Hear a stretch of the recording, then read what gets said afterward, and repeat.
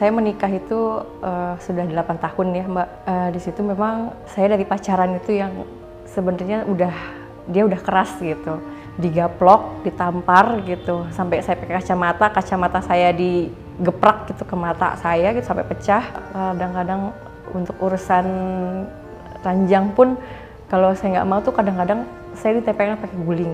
Kasurnya digubrak-gubrak biar saya nggak bisa tidur. Sampai segitunya gitu. Saya tuh pacaran 5 tahun, terus menikah.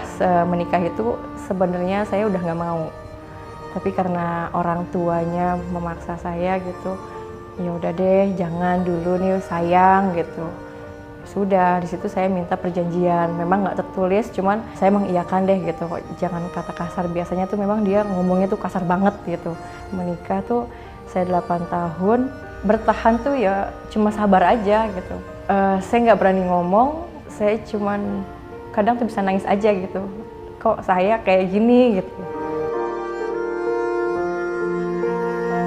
Karena nih katanya perempuan tuh harus berani berbicara gitu ya. Walaupun sebenarnya kita sendiri sebetulnya perlu mengingatkan seluruh dunia untuk belajar mendengarkan. Gitu. Kita bukannya kita nggak punya suara. Cuma lama-lama pada saat kita bersuara dan kemudian kita dibilang udah biasa itu konflik keluarga. Udah ini sabar aja udah. Lama-lama kan kita enggan ya untuk ngomong. Jangan-jangan kalau gue ngomong begini nanti dibilang gue lebay. Jangan-jangan kalau gue ngomong kayak begini gue akan dibilang wah lu nggak tahu diri, suami lu udah baik, apalah segala macam gitu ya, karena orang-orang melihatnya dari luar gitu, nggak ngelihatnya dari dalam gitu.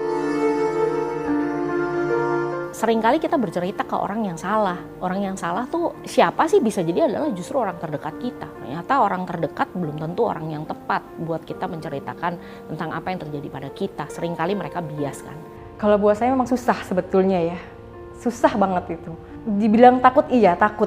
Saya pun gitu, saya takut. Saya mau bilang apa gitu. Saya yakin sampai sekarang tuh dia nggak sadar kalau dia melakukan KDRT sama saya. Nggak sadar, saya yakin itu.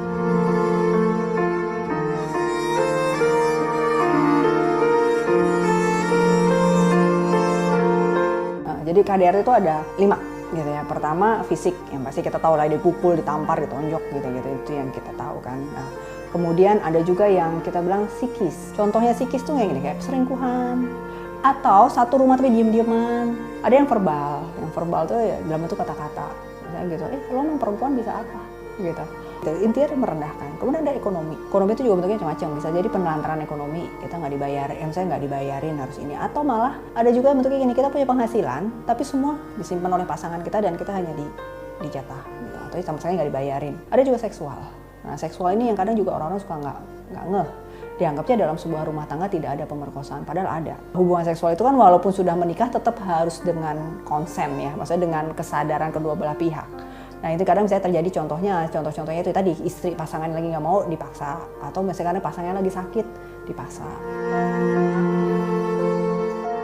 Jadi kami Komnas Perempuan mengkompilasi semua laporan yang ada, baik dari kepolisian, dari masyarakat. Paling banyak itu KDRT. Dan secara spesifik adalah kekerasan terhadap istri. Itu sebanyak 2.633 kasus. KDRT di 2021 yang lalu itu termasuk yang paling tinggi ya. Angkanya ada 2.633 kasus.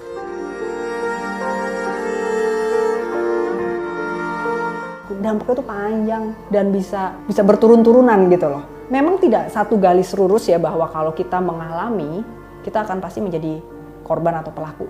Tapi potensi kita untuk menjadi korban atau menjadi pelaku bila kita tumbuh di dalam keluarga yang berkekerasan, itu menjadi lebih besar. Kenapa? Karena itu familiar sama kita. Kita taunya itu normal-normal aja, itu wajar-wajar aja.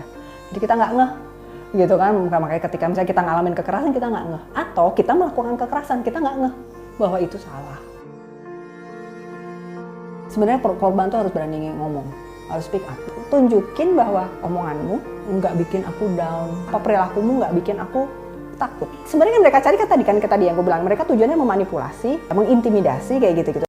Ketika kita sebagai menunjukin, ya udah deh gue yang salah, gue masak lagi. Oh dia tahu, oh begini, dia diam. Besok-besok pakai lagi. Pada akhirnya membuatku sadar, akulah yang membuat langkahku sendiri jadi nggak lancar gitu. Aku padahal sebenarnya punya kuasa, aku sebenarnya mampu untuk membuat keputusan gitu. Namun saat itu aku nggak mau gitu ya. Jadi pada saat aku sudah mulai memahami kalau aku punya kontribusi dalam membuat hidupku sendiri lebih baik gitu ya, dari situlah kemudian aku tahu kalau aku sudah menyintas gitu. Menurut saya justru laki-laki yang harus menyiapkan diri untuk tidak menjadi pelaku, karena laki-laki itu seringkali dibolehkan memukul bahkan istri sendiri, apalagi orang lain ya.